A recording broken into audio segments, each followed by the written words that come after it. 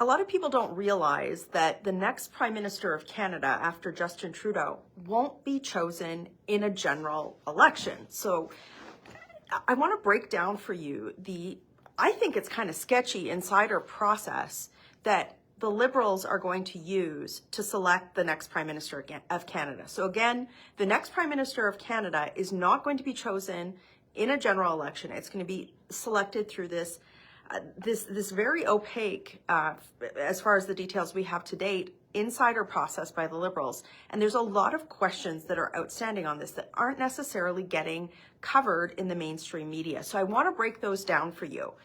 Before I get into all of that, in the comments and in the video description, if you're watching this on YouTube, it's in the video description. If you're watching this on Facebook, it's in the comments.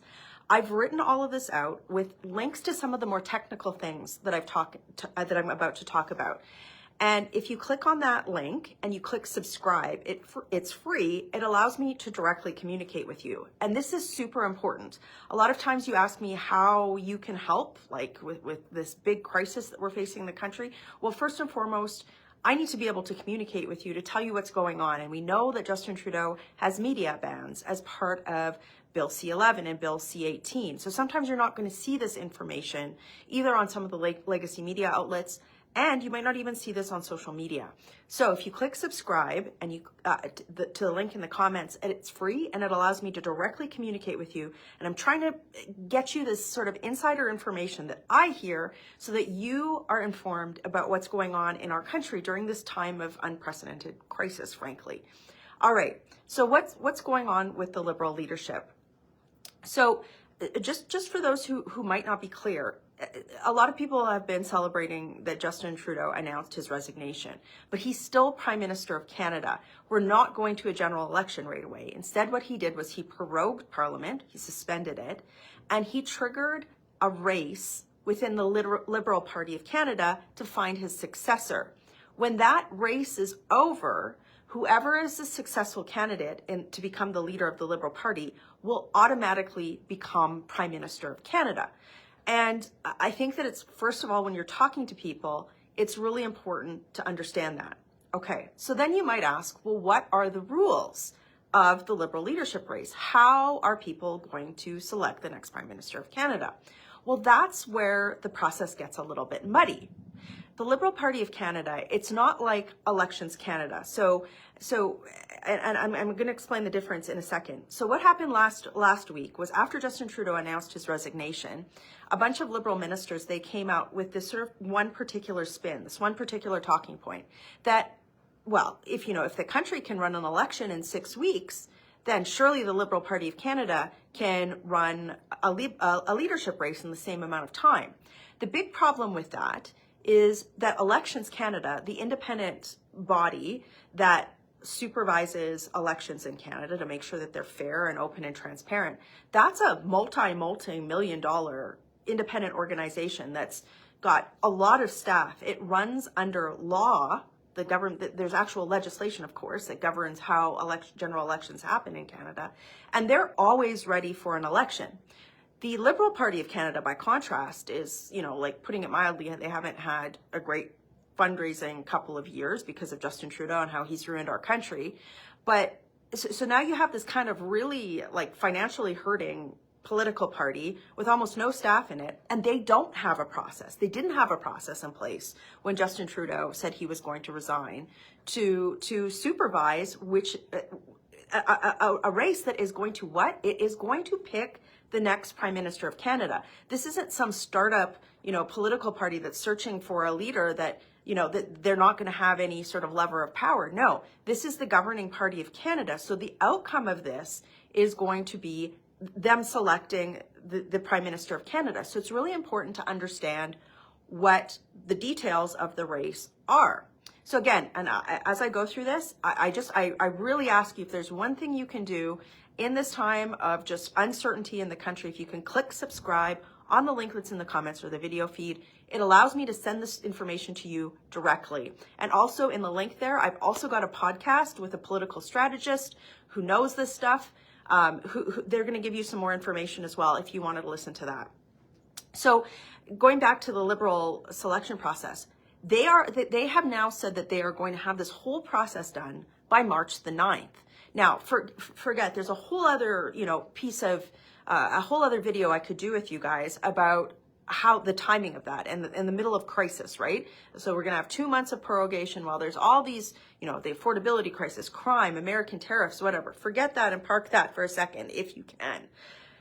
This is really what the Liberals are trying to say, is that they're going to run a full leadership process in a very short period of time without a lot of rules in place. So there's a few things that you need to understand. First of all, we don't know how people are going to vote in this race. Are they going to vote electronically? Are they going to vote with a paper ballot? How will we know that the Liberal Party is ensuring that these people actually exist? There was a lot of people, pranksters, that were on social media that they were showing how they had signed up to vote in the Liberal leadership race with their dogs or fake names. How are the Liberals going to screen that out in such a short period of time? How are they going to ensure that those people who've signed up to vote in this process actually have given their consent? What's to stop somebody, or let's say that there's been a lot of problems with foreign interference in Canada, some unscrupulous actor from coming in with lists of people and then just signing them up to vote. They don't even know about it, and then somehow being able to vote on their behalf. Those are the details that the Liberal Party of Canada has not shared with the Canadian public. And again, why is this so important? It's so important because the process that the outcome of this process is electing, through this insider process, the next Prime Minister of Canada. This person, even if, Jagmeet Singh, and again, I do not believe that Jagmeet Singh will actually trigger an election at the end of March, the NDP.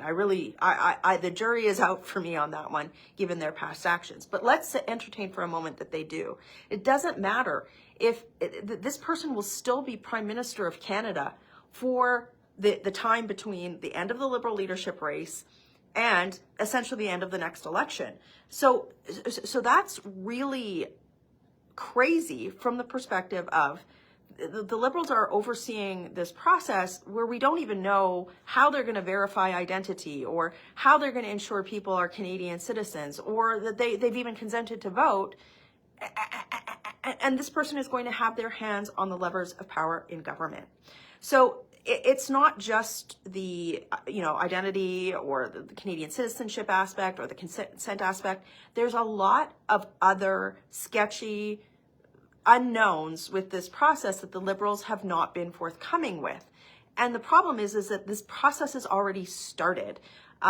So there's other things like the buy-in or how much it's going to cost a candidate. There's questions around,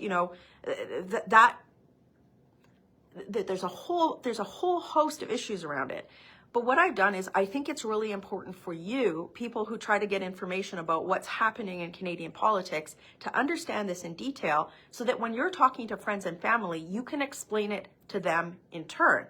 Again, these details aren't being covered extensively in the mainstream media. So it's really important to understand this. So if you can click on the link that's in the comments or in the video description, take a minute, read through that article. If you want, there's a podcast in there you can listen to as well. It'll give you a bit of information about the information that Canadians just don't have during this time of crisis. Of course, Conservatives, we're doing everything that we can to put pressure on the Liberals' dance partners, the NDP, to ensure that this government comes to an end, this Liberal government comes to an end. But in the meantime, because, the Liberals have really messed things up so badly, it's important for you to understand the details of what's happening, that information isn't prevented from being shared with you, so that you understand what's happening behind the scenes in Ottawa with this Liberal insider process. I'll just close with this. Think about this for a second. Justin Trudeau and his caucus should have kicked him out a long time ago, likely after the 2021 general election, but they didn't. And now we're in this situation where, we're in the middle of a national crisis. They've done so much to ruin our country, and now they're trying to make Canadians just be like, yeah, it's okay that you don't have details on how we're going to run this process that's going to select the next Prime Minister of Canada. It's just, again, This isn't, I have to emphasize to you, this wasn't an accident. This was incompetence and just arrogance on the part of the entire Liberal Party, not just Justin Trudeau, because they didn't do anything about this. So, they have not only lost the moral authority to govern, they've also, they over and over and over again, they've proven why they can't be trusted with power at all. And that's why it's so important for people to scrutinize their leadership process, because it is going to result in the next Prime Minister of Canada. So to help me and other Conservatives out, share this video, click on the link that is in the comments or in the video description if you're watching this on YouTube, and just really, understand what's happening here. And again, this is a very dynamic process. There's so much going on. I'm trying to stay abreast of it for you guys. I'm trying to come to you with what I'm hearing, kind of in the back rooms of a federal political scene, so that you get this information in a way you might not get from network news. And that's why I need you to click subscribe so you can get around Justin Trudeau's censorship ban. I will be coming to you. I'm going to try to daily as much as possible to give you updates during this period of time. But rest assured that Conservative members of Parliament are working hard in this time of crisis. And we see you and we hear you, Canadians. And our 4 priorities stay the same: axe attacks, build the home, stop the crime, and fix the budget. We can get Canada back on track. Working hard for you. Have a great day.